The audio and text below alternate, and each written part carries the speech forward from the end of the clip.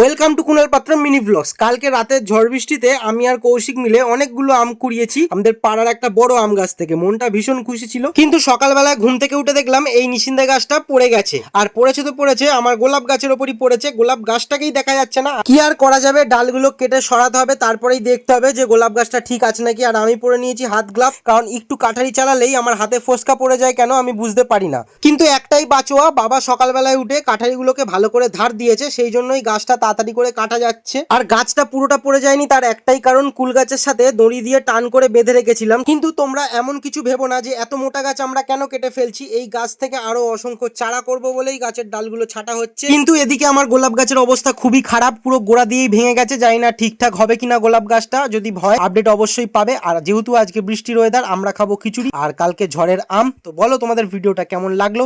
দেখা হচ্ছে নেক্সট ভিডিওতে। সবাই ভালো থেকো, সুস্থ থেকো, সাবধানে থেকো, আর চ্যানেলটা সাবস্ক্রাইব করতে ভুলো না।